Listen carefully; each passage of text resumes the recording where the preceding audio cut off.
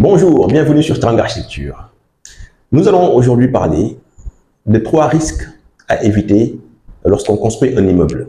Et là, je parle surtout d'un immeuble destiné à la vente d'appartements et en tout cas d'un immeuble qui deviendrait une copropriété.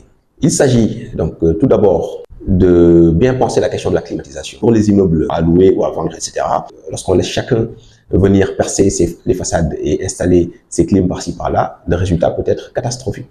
Donc il faut, dès la conception et donc à la construction, intégrer tout ce qui est circuit, réseau de climatisation. Et puis il y a plusieurs options possibles. Il y a ce qu'on appelle les options multisplit, il y a la climatisation centrale. Il peut y avoir une centrale qui soit placée sur le toit de l'immeuble, dans un local technique, et qui puisse desservir tous les logements au niveau des pièces importantes, séjours et chambres.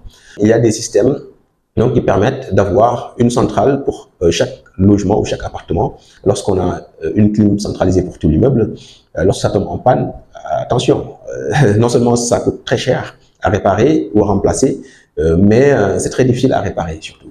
Donc il faut en tout cas bien arbitrer la question de la climatisation et bien traiter ce sujet lorsqu'on construit un immeuble destiné à la vente, à la copropriété donc. Le deuxième point, c'est la question du stationnement. C'est un point aussi extrêmement important qui est lié à la taille de la parcelle. Il faut que le nombre d'appartements construits puisse correspondre au nombre de places de parking que l'on y crée. Donc, pour des questions de respect de la réglementation urbaine, mais aussi pour des questions tout simplement d'ordre pratique pour les locataires ou en tout cas les habitants de façon générale, ceux qui vont acheter ou pas. Il est important qu'il puisse y avoir les places de parking nécessaires et c'est lié à la taille de la parcelle, il faut en avoir en sous-sol ou au rez-de-chaussée à avoir. Lorsqu'on compte uniquement sur le stationnement au niveau de la rue pour un immeuble, ça pose problème. Il y a la question, lorsqu'on parle du stationnement, des remontées capillaires, des remontées des eaux. Souvent, lorsqu'on fait le parking en sous-sol, c'est une question à prendre en compte, une question technique, parce qu'il y a des parkings dont le sous-sol est constamment inondé d'eau et qui viennent de la nappe phréatique. Et tout simplement, c'est dû à une mauvaise technique de construction, c'est dû à une impréparation qui fait qu'il n'y a pas eu de cuvelage. Un cuvelage, c'est une étanchéité qui protège tout le sous-sol. Et ça doit se faire à l'extérieur de l'ouvrage et non à l'intérieur du sous-sol. Donc, erreur que beaucoup de constructeurs commettent. Et c'est un problème très sérieux qui peut rendre votre sous-sol inutilisable, tout simplement. Un troisième point important lorsqu'on construit ce type d'immeuble, c'est la question du choix de matériaux en façade. Se posera la question de la durabilité de ce revêtement-là. Si c'est une simple peinture, par exemple. C'est que c'est quand même gênant de devoir repeindre tout l'immeuble tous les 10 ans. Bon, autant investir sur un matériau durable qui va tenir sur le long terme.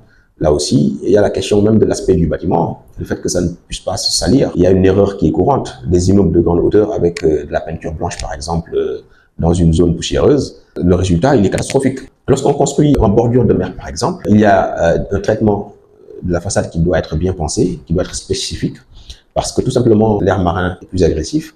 Ça vient corroder un peu le ferraillage lorsque l'enrobage n'est pas correctement fait, et ça peut créer des fissures sur les façades. À prendre en compte lorsqu'on construit dans une ville comme Dakar, dans certaines zones proches de la mer. Merci encore une fois de votre attention et je vous dis à très bientôt.